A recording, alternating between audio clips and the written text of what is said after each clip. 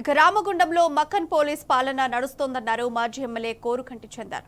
ప్రజల పక్షాన పోరాడే ప్రతిపక్షాలపై కక్షపూరితంగా పోలీసులచే అక్రమ కేసులు పెట్టిస్తున్నారని మండిపడ్డారు. కాంగ్రెస్ హామీలకు ఎగనామం పెట్టి చిరు వ్యాపారులను అనేక ఇబ్బందులకు పెడుతున్నారని విమర్శించారు. ప్రజా సమస్యలపై ధర్నాలు, రాస్తారోకోలు చేపడితే పోలీసులచే భయభ్రాంతులకు గురి చేస్తున్నారన్నారు.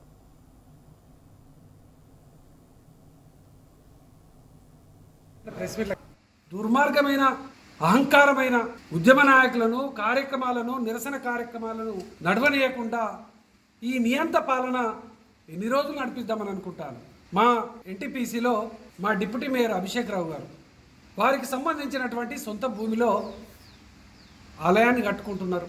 10 ఏళ్ల కింద 15 ఏళ్ల కింద ఆ భూమి ట్రస్ట్ పేరిట ఉన్నది.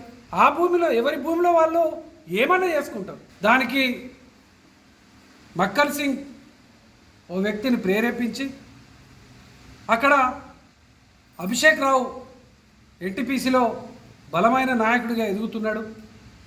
మరి బీఆర్ఎస్ పార్టీని నాయకులను ఇబ్బంది పెట్టాలని చివరికి పోలీసులతోని మమ్మల్ని కాల్రెక్కలు ఇరుగొట్టించేటువంటి ప్రయత్నం, మా మీద హత్యాయాత్ర ప్రయత్నం, మా డిప్యూటీ మేయర్ మీద నేరుగా పెట్రోల్ తల్లి హత్య చేసేటువంటి ప్రయత్నం.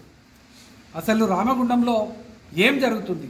అసలు పోలీస్ వ్యవస్థ ఏం చేస్తున్నది? పోలీస్ వ్యవస్థను కంట్రోల్ చేయలేకపోతున్నాడా? కావాలనే మీరే ప్రేరేపిస్తున్నారా? ఇది అర్థం అవుతలేదు. మేము తెగించి ఆనాడు తెలంగాణ ఉద్యమంలో పాల్గొన్నటువంటి వాళ్ళం. ఉద్యమాలను, ఉద్యమకారులను ఆనాడు అనగదొక్కేటువంటి పార్టీలో తిరిగినటువంటి మక్కన్ సింగ్, వైఎస్ జగన్ వెంట ఉండి ఆనాడు ఉద్యమకారుల మీద రాళ్ళు రువ్వినటువంటి మక్కన్ సింగ్ ఇక్కడ ఇలా అధికారంలోకి వచ్చిన తర్వాత మా మీద ఇంత దుర్మార్గమైనటువంటి రీతిలో ఉద్యమ సంస్థను, ఉద్యమ నాయకులను ఇబ్బంది పెట్టాలనేటువంటి ప్రయత్నం జరుగుతుంది.